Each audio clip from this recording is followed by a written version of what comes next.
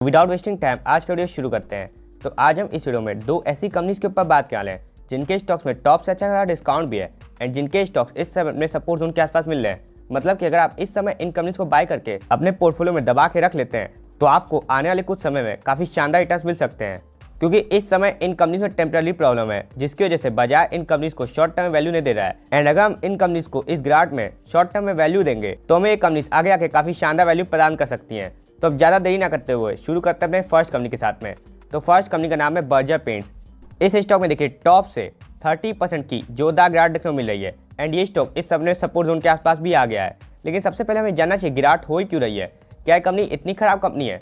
तो देखिए गिरावट 4 कारणों की वजह से हो रही है। सबसे पहले एशियन पेंट्स के नंबर खराब आए हैं, जो कि एक मार्केट लीडर कंपनी है। मतलब कि मार्केट ऐसा एक्सपेक्ट कर रहा है कि बर्जर पेंट्स के भी नंबर खराब आ सकते हैं। दूसरी बात, एशियन पेंट्स ने हाल ही में कैपेक्स अनाउंस किया था 2400 करोड़ का, जिसकी वजह से बर्जर पेंट्स का कंपटीशन और इंक्रीज हुआ। एंड तीसरी सबसे मेन बात, ग्रासिम इंडस्ट्रीज का पेंट सेक्टर में एंटर करना, जिसके बाद से ये स्टॉक आप देखें तो धड़ल्ले से नीचे आ जा रहा है, क्योंकि मार्केट को ऐसा लग रहा है कि ग्रासिम इंडस्ट्रीज अगर इस सेक्टर में आएगी तो बर्जर पेंट्स का मार्केट शेयर थोड़ा डाउन आ सकता है। एंड आप तो सोचेंगे कि ग्रासिम इंडस्ट्रीज तो एशियन पेंट्स के स्टॉक में भी गिरावट होनी चाहिए, तो बर्जर पेंट्स के स्टॉक में ही एक्स्ट्रा गिरावट क्यों हो रही है। तो इसके पीछे मेन कारण है कंपनी का ऑटो सेक्टर से ताल्लुकात रखना। एंड ऑटो सेक्टर इस समय एक स्लो डाउन से गुजर रहा है चिप शॉर्टेज की वजह से। तो देखिए इन 4 वजहों से इस स्टॉक में एक नेगेटिव सेंटीमेंट बन रहा है, जिसकी वजह से इस स्टॉक में धड़ल्ले से गिरावट हो जा रही है। लेकिन ये सभी कारण टेम्पररी प्रॉब्लम है, ये हमें इतनी बड़ी प्रॉब्लम नहीं रखती कि बर्जर पेंट्स एकदम ही खत्म हो जाएगी। तो अगर हम इस गिरावट में इस कंपनी में इन्वेस्ट करते हैं सोच समझ के, तो हमें आगे आके काफी अच्छा फायदा हो सकता है। उसके पहले हमें जानना चाहिए कि पेंट सेक्टर में हमें क्यों इन्वेस्ट करना है। तो देखिए भारत का per capita consumption paint sector में 3 गुना कम है बाहर की अधिकतर कंट्रीज के मुकाबले जो डेवलप्ड है, यानी कि यहाँ पे ग्रोथ अपॉर्चुनिटी काफी ज्यादा है पेंट सेक्टर में। एंड ये कंपनी इंडिया की सेकंड लार्जेस्ट पेंट कंपनी है, यानी कि अगर पेंट सेक्टर में ग्रोथ आएगी तो इस कंपनी में भी ग्रोथ जरूर आएगी। एंड देखिए दूसरा सबसे मेन कारण इस कंपनी में इन्वेस्ट करने का वो ये कि इस कंपनी को हम एशियन पेंट से ज्यादा प्रेफरेंस देते हैं। अब ऐसा क्यों? क्योंकि इस कंपनी की वैल्यूएशंस काफी शानदार है। अगर आप एशियन पेंट्स का पी देखने जाएंगे तो 80 के आसपास है, एंड वहीं आप बर्जर पेंट्स का पी देखने जाएंगे तो 60 के आसपास है, यानी कि एशियन पेंट्स के मुकाबले यहाँ पे हमें ज्यादा वैल्यू दिख रही है। एंड साथ ही साथ ऐसा भी नहीं कि एशियन पेंट्स के मुकाबले कंपनी कम ग्रोथ शो कर पाई है, क्योंकि अगर आप एशियन पेंट्स की 10 साल की सेल्स एंड प्रॉफिट ग्रोथ देखने जाएंगे तो वो दोनों 12% से जार की है। वहीं अगर आप 10 साल की बर्जर पेंट्स की सेल्स एंड प्रॉफिट ग्रोथ देखने जाएंगे तो 12 एंड 16% से जार की है, यानी कि एशियन पेंट से भी अच्छी ग्रोथ बर्जर पेंट्स में लॉन्ग टर्म में आ रही है। एंड साथ ही साथ वैल्यूएशन के मुकाबले भी ये स्टॉक में एशियन पेंट्स से थोड़ा सस्ता मिल रहा है। तो इस वजह से हमें एशियन पेंट्स की जगह बर्जर पेंट्स को ज्यादा प्रेफरेंस देनी चाहिए। अब जानना प्रयास करते हैं किस प्राइस के आसपास इन्वेस्ट करना है। तो देखिए प्राइस को जानने पहले एक बार वैल्यूएशन फिर से देख लेते हैं कि क्या इस समय ये स्टॉक अपनी वैल्यूएशन को जस्टिफाई कर पा रहा है कि नहीं। तो इस समय इस कंपनी का पी 60 के आसपास है, जैसा कि हमने आपको बताया। वहीं अगर आप इस इंडस्ट्री का पी देखेंगे तो वो भी 60 के आसपास है, जिसके हिसाब से एक फेयरली वैल्यू स्टॉक है।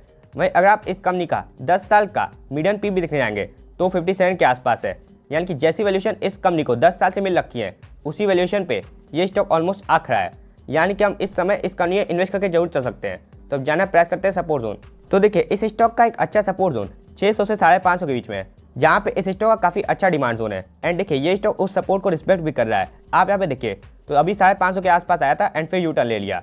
एंड देखिए 600 के आसपास इस स्टॉक का अच्छा सपोर्ट क्यों है, क्योंकि देखिए 600 पे यहाँ पे स्टॉक ने पहले भी सपोर्ट लिया हुआ है। यानी कि अगर आपको इस कंपनी में कन्विक्शन है तो आपको इस कंपनी में 600 से 550 के बीच में एडिंग करनी है। लेकिन अगर आपको थोड़ा सेफ जाना है तो आपको थोड़ा 10 नंबर का वेट कर लेना है, क्योंकि 10 नंबर को इस कंपनी के क्वार्टरली नतीजे आने वाले हैं। हो सकता है कि क्वार्टरली नतीजे ऊंच नीचे आ जाएं तो स्टॉक में और गिरावट देखने को मिल सकती है। वहीं अगर आप इस गिरावट को सह सकते हैं तो आप करंट मार्केट प्राइस के आसपास भी इन्वेस्ट कर सकते हैं। वहीं देखिए केवल लॉन्ग टर्म इन्वेस्टर्स ही इस कंपनी में 80% इन्वेस्ट करें, क्योंकि शॉर्ट टर्म में ये स्टॉक इस समय RSI के हिसाब से साइडवेज ट्रेंड में, जैसा कि हमें चार्ट में दिख भी रहा है, यानी कि शॉर्ट टर्म में आपका इस कंपनी में पैसा नहीं बनने वाला। तो चलिए अब बढ़ते अपनी दूसरी कंपनी की ओर।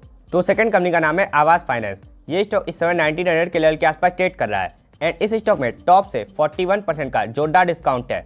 अब देखिए डिस्काउंट के पीछे की वजह भी जानी चाहिए। तो देखिए इस स्टॉक में इतनी ज्यादा गिरावट के पीछे सबसे प्रमुख कारण है रियल एस्टेट सेक्टर का स्लो डाउन में आना। अब ऐसा क्यों हुआ है? ऐसा हुआ है इन्फ्लेशन, यानी कि महंगाई की वजह से, क्योंकि महंगाई इस समय काफी तेजी से बढ़ रही है, जिसकी वजह से लोगों को अपनी बेसिक जरूरत पूरी करने में भी दिक्कत हो रही है। तो लोग घर कैसे खरीदेंगे? एंड लोग अगर घर नहीं खरीदेंगे तो आवास फाइनेंस जैसी हाउसिंग फाइनेंस कंपनी उनको लोन कैसे देगी? एंड लोन नहीं देगी तो देखिए ब्याज से प्रॉफिट कैसे होगा? इसीलिए इस कंपनी में इतना प्रेशर देखने को मिल रहा है। अब देखिए ये क्यों एक टेम्पररी प्रॉब्लम है, क्योंकि देखिए real estate as a whole sector में हमेशा ही तो स्लो डाउन नहीं रहेगा ना, कभी ना कभी तो इस सेक्टर में ग्रोथ तो आएगी ना। लेकिन अगर हम रिकवरी के माहौल में इन्वेस्ट करेंगे तो हमें अच्छा प्रॉफिट नहीं मिल पाएगा। वहीं अगर हम इस माहौल में इन्वेस्ट कर देते हैं तो हमें काफी अच्छा प्रॉफिट मिल सकता है। तो इसीलिए हमें इस कंपनी में इस समय इन्वेस्ट जरूर करना है। एंड ऐसा भी नहीं कि स्लो डाउन के चलते कंपनी ने डी ग्रोथ पोस्ट की हो, क्योंकि कंपनी की सेल्स एंड प्रॉफिट में ईयर ईयर बेसिस पे 22 एंड 16% की शानदार ग्रोथ थी क्वार्टरली नतीजे में भी। यानी कि देखिए सेक्टर तो स्लो डाउन में है, तब भी कंपनी ने ठीक ठाक ग्रोथ पोस्ट कर दी है, तो हम इस कंपनी में इन्वेस्ट करके जरूर चल सकते हैं। तो अब जानना प्रयास करते हैं किस प्राइस के आसपास इन्वेस्ट करना है। तो देखिए प्राइस को जानने पहले हमें इस कंपनी की वैल्यूएशन जाननी पड़ेगी कि क्या इतनी गिरावट के बाद ये स्टॉक सस्ता भी है कि नहीं। तो देखिए इस समय इस कंपनी का पी 37 के आसपास चल रहा है। वहीं अगर आप इस कंपनी का 3 साल का मीडियम पी देखने आएंगे तो 60 के आसपास है, जिसके हिसाब से ये स्टॉक काफ़ी एक अंडर वैल्यूड स्टॉक दिख रहा है। वहीं अगर आप इस कंपनी का पी रेशियो इस कंपनी की ग्रोथ के साथ कंपेयर करेंगे, यानी कि अगर आप इस कंपनी का पीजी रेशियो देखेंगे तो भी 0.84 का है, यानी कि ग्रोथ के मुकाबले इस कंपनी को इस समय कम पी मिल रखा है, जो अगेन एक बाय सिग्नल दर्शाता है। यानी कि ओवरऑल ये स्टॉक इस समय एक अंडर वैल्यूड स्टॉक दिख रहा है। तो देखिए इस स्टॉक का एक अच्छा सपोर्ट जोन 8950 के आसपास आ रहा है, जहाँ पे इस स्टॉक ने एक बार यहाँ पे सपोर्ट लिया था। एंड देखिए यहाँ पे कितनी बार सपोर्ट ले चुका है, यानी कि 8950 का सपोर्ट इस स्टॉक के लिए एक स्ट्रॉन्ग सपोर्ट जोन है। तो अगर हमें इस कंपनी का कन्विक्शन है तो हमें 8950 के सपोर्ट जोन के आसपास जरूर इन्वेस्ट करना चाहिए। एंड देखिए ये कंपनी ग्रोइंग कंपनी है, क्योंकि अगर आप इस कंपनी की 5 साल की सेल्स एंड प्रॉफिट ग्रोथ देखे जाएंगे तो 34 एंड 44% से जार की है, जो काफ़ी शानदार ग्रोथ मानी जाएगी। वहीं देखिए शॉर्ट टर्म इन्वेस्टर्स को इस समय इस कंपनी में इन्वेस्ट नहीं करना है, क्योंकि इस समय इस कंपनी का RSI 34 पे है, यानी कि RSI के हिसाब से ये स्टॉक इस समय एक डाउन ट्रेंड में है, जैसा कि हमें चार्ट में दिख भी रहा है। तो इसीलिए हमें शॉर्ट टर्म में इस कंपनी में इन्वेस्ट नहीं करना है, क्योंकि शॉर्ट टर्म में आप पैसा केवल एक अप ट्रेंडिंग स्टॉक में बनेगा। तो उम्मीद है आपको हमारी ये कोशिश अच्छी लगी होगी। अगर आपको ये कोशिश अच्छी लगी तो आप हमारे चैनल को सब्सक्राइब कर सकते हैं। तो मिलते हैं नेक्स्ट वीडियो में, तब तक के लिए आप हंसते रहिए एंड मुस्कुराते रहिए एंड इन्वेस्ट जरूर करते रहिए।